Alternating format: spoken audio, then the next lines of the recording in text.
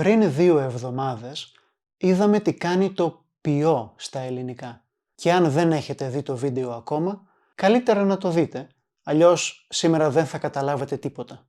Χρήσιμο, χρησιμοποιώ. Δράμα, δραματοποιώ. Εντάξει, το καταλάβαμε. Πάνω κάτω είναι ξεκάθαρο. Όμως υπάρχουν 2 λέξεις που ευτυχώς έχουν λίγο μυστήριο.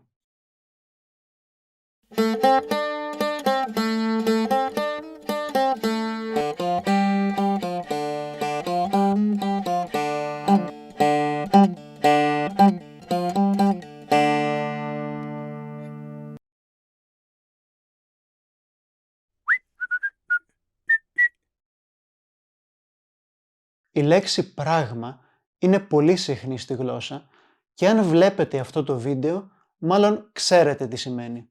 Ωστόσο, όταν λέμε πραγματοποιώ, τι σημαίνει ακριβώς? Σημαίνει ότι κάτι που πριν δεν ήταν πράγμα, τώρα γίνεται πράγμα? Περίπου. Δηλαδή, όχι πάντα. Σημαίνει ότι κάνω ένα φυτό ή ένα ζώο να αλλάξει και να γίνει απλώς ένα πράγμα? Όχι.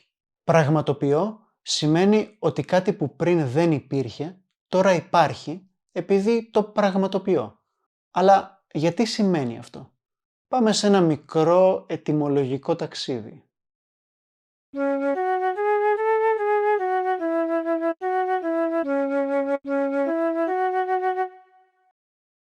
Η λέξη πράγμα στα αρχαία ελληνικά σημαίνει αυτό που έχω κάνει. Όχι εγώ απαραίτητα, κάποιος γενικά. Βγαίνει από το ρήμα πράτο, που μέχρι και σήμερα σημαίνει κάνω, από όπου έχουμε και τη λέξη πρακτικό, που υπάρχει και στα αγγλικά ως practice ή practical. Αν ακόμα δεν καταλαβαίνετε πού το πάω, το πράγμα έχει παρόμοια ετυμολογία με το αγγλικό fact, από το λατινικό facere, που σημαίνει κάνω, δηλαδή αυτό που έχει κάνει κάποιος. Και παλιά σήμαιναν το ίδιο πράγμα, κάτι που έχει γίνει, που έχει συμβεί. Τώρα από το πράγμα βγαίνουν οι λέξεις πραγματικό και πραγματικότητα. Πραγματικό είναι κάτι που α υπάρχει και β δεν είναι ψεύτικο. Δηλαδή είναι συνώνυμο του αληθινό. Για παράδειγμα, ο κόμις Δράκουλας δεν είναι πραγματικός, αλλά βασίζεται στην πραγματική ιστορία του Βλάντ Ντράκουλα, που ήταν πραγματικό πρόσωπο και πραγματικά διαβολικός. Αυτό που βλέπουμε, νιώθουμε και ακούμε γύρω μας είναι η πραγματικότητα. Και αυτό που δεν βλέπουμε είναι ίσως μια παράλληλη πραγματικότητα. Το ίδιο γίνεται και σε γλώσσες που προέρχονται από τα λατινικά, αλλά και στα αγγλικά. Οι λέξεις που σημαίνουν πραγματικό ή πραγματικότητα βγαίνουν από τη λατινική λέξη που σημαίνει πράγμα, res. Και αν σκέφτεστε συχνά στα αγγλικά, ένας άλλος τρόπος για να καταλάβετε αυτό το μοτίβο είναι μέσα από τις αγγλικές φράσεις «it's a thing» και «it's not a thing». Όταν κάτι υπάρχει, είναι πράγμα. Άρα, πραγματοποιώ κάτι σημαίνει ότι το κάνω μέρος της πραγματικότητας. Τώρα, στα αγγλικά, η λέξη που σημαίνει πραγματοποιώ, δηλαδή realize, σημαίνει και κάτι άλλο. Όμως, αυτό το άλλο στα ελληνικά το λέμε διαφορετικά. Λέμε είτε απλώς καταλαβαίνω, είτε συνειδητοποιώ, από τη λέξη συνείδηση. Συνείδηση είναι η ικανότητα να καταλαβαίνουμε ποιοι είμαστε εμείς, ποιοι είναι οι άλλοι άνθρωποι, τι υπάρχει γύρω μας και πώς τα πράγματα που κάνουμε αλλάζουν εμάς και τον κόσμο μας.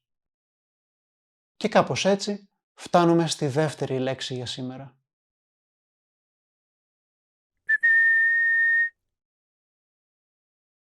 Ικανό σημαίνει αυτό που μπορεί, δηλαδή αυτό που μπορεί να κάνει κάτι.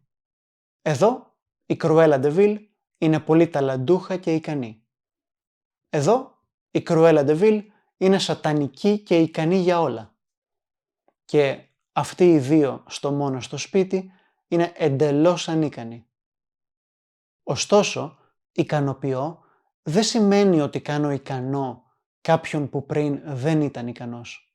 Όταν ικανοποιώ κάποιον που είναι ανίκανος, δεν γίνεται πιο ικανός, γίνεται απλώς πιο χαρούμενος. Ικανοποιώ σημαίνει δίνω σε κάποιον ή σε κάτι αυτό που θέλει ή αυτό που χρειάζεται. Για παράδειγμα, δεν ικανοποιώ πια τα κριτήρια της γυναίκας μου, ούτε και την ίδια. Γιατί όμως το ικανοποιώ έχει αυτή τη σημασία? Ικανό στα αρχαία ελληνικά σημαίνει αρκετό. Άρα ικανοποιώ σημαίνει κάνω κάτι αρκετό. Δίνω αρκετά σε κάποιον ή σε κάτι για να μπορεί να έχει αυτό που θέλει ή αυτό που χρειάζεται. Στα νέα ελληνικά μπορεί ακόμα να σημαίνει αρκετό, όμως αυτό είναι πιο σπάνιο και συνήθως λίγο επίσημο. Μετά από 2 δεκαετίες έχει συλλέξει έναν ικανό αριθμό από κούκλες Μπομπ Σφουγγαράκης. Είμαι έτοιμος! Είμαι έτοιμος! Είμαι έτοιμος! Είμαι έτοιμος! Είμαι έτοιμος! Είμαι έτοιμος! Είμαι έτοιμος! Είμαι έτοιμος! Είμαι έτοιμος! Είμαι έτοιμος! Είμαι έτοιμος! Πάρτε φίλοι μου, οπλιστείτε με γνώση. Το ίδιο μοτίβο υπάρχει και πάλι στις λατινογενείς γλώσσες και στα αγγλικά.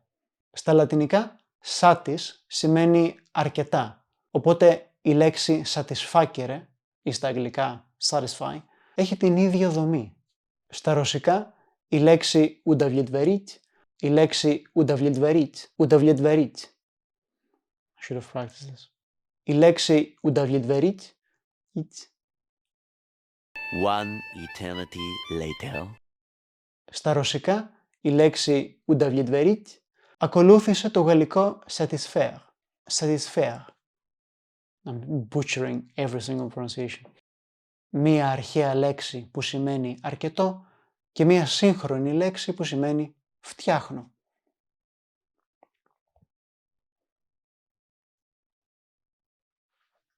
Udavlетворить. Όμως, γιατί αυτή η αλλαγή? Γιατί κάτι που πρώτα σήμαινε αρκετό, σήμερα σημαίνει αυτό που μπορεί. Όταν μιλάμε για μαθηματικά ή λογική στα ελληνικά, ένα ικανό κριτήριο είναι ένα κριτήριο που είναι αρκετό για να φέρει μια κατάσταση. Και ταυτόχρονα ένα κριτήριο που μπορεί να φέρει μια κατάσταση. Τελικά, η αλλαγή ίσως δεν ήταν τόσο περίεργη. Ωραία, και τώρα κάτι τελευταίο.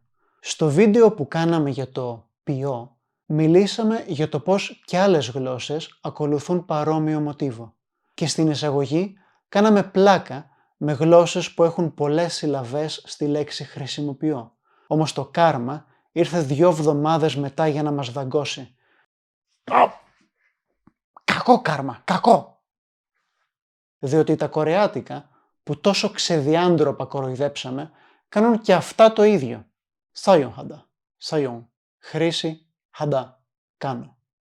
Δηλαδή, κάνω χρήση.